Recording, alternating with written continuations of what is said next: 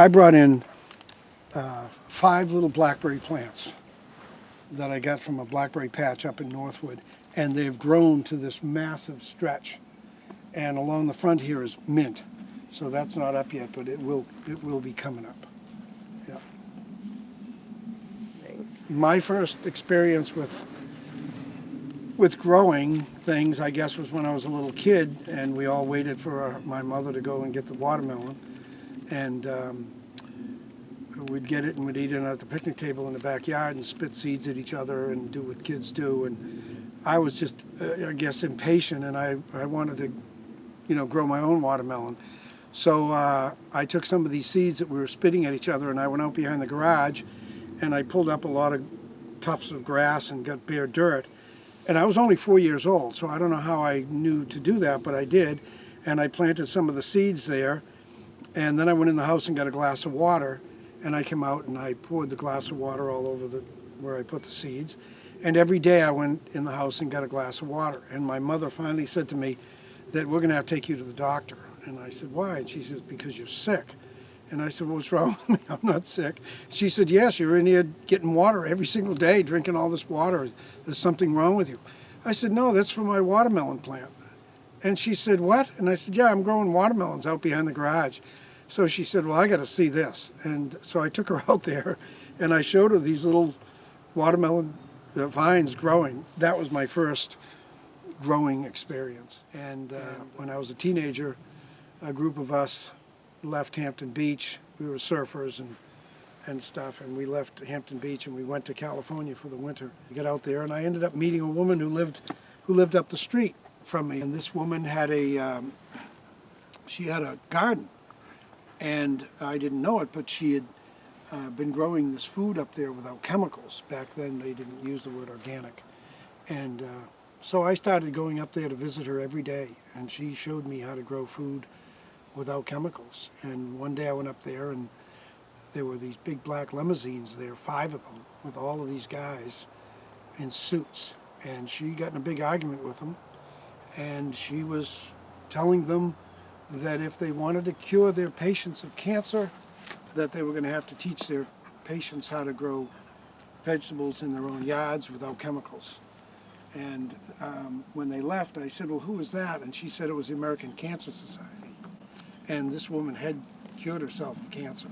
She showed me the x-rays, and she had cancer all through her. And so ever since then, I've just been on a mission when I got home, everywhere I lived, to grow a garden without these pesticides and chemicals, and try to teach people what that woman taught me. I guess my paycheck is a situation like this. There was a student that lived here. She had a tent. She put her tent right up and lived here for 3 years when she was at UNH. And I met her as she was going into her sophomore year. And she graduated and went to Vermont and was a school teacher, and called me up crying one day. And I said, what's wrong? What's wrong? And she said, I just had a meeting with the school department, the school board, and they said I could have an organic garden in the playground for the kids. That's my paycheck. And now, should I get a hat rather than have a hood? We put the hood back on? It's cold. Oh yeah. Anyway, sorry. A moment I had when I decided that I really wanted to do this as a career and as just a life kind of was when I've been working on farms when I was younger and just apprenticing and was a total lackey and pulling weeds and stuff like that, and I just kept doing it season after season. I did an apprenticeship at UCFC in Santa Cruz, and just it was way more focused into like the planning aspects of farming and like soil science and just the kind of deeper stuff than just the labor. And it made me really realize just like how complex farming is and just all the information that's out there beyond just like the physical work and like all the kind of like brain power stuff or it's necessary to do the farming. And I guess I didn't really realize that before when I was just like bopping around and working on farms. So that kind of exposure really turned me on to just all the stuff that goes into it just like started to really, really interest me. one day in the very early season after I transplanted a whole bunch of stuff and then covered it back up with row cover just to keep the bugs off and like keep it warm and stuff like that.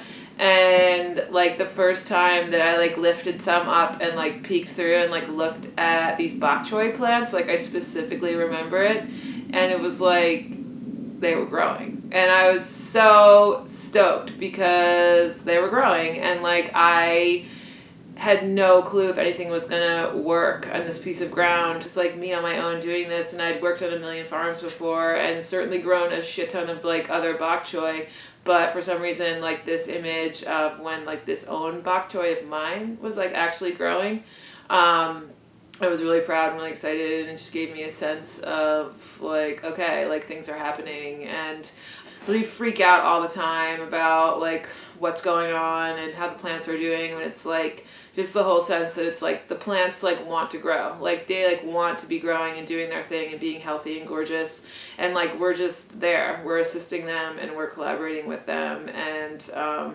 don't need to get like so wound about everything, because it's like they actually do want to grow. You're not like, you know, like working against the grain here. Like, I mean, so many like glory moments I feel like are definitely focused on harvests, and just because it is this moment where you have something tangible. And I think that like so many people, myself certainly included, like why I went into farming was to have this like tangible something to see as like a result of your work. I just felt like I was gaining these skills that like actually like made sense and were like applicable in the world.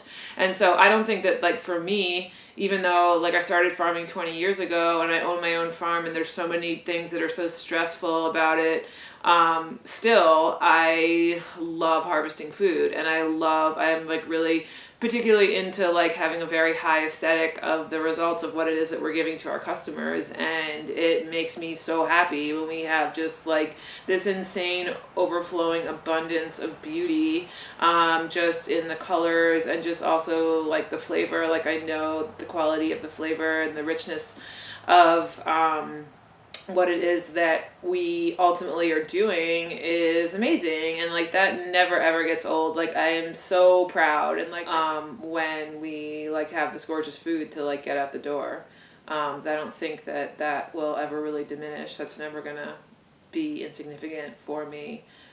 So that's still something like I'm just like proud, you know. And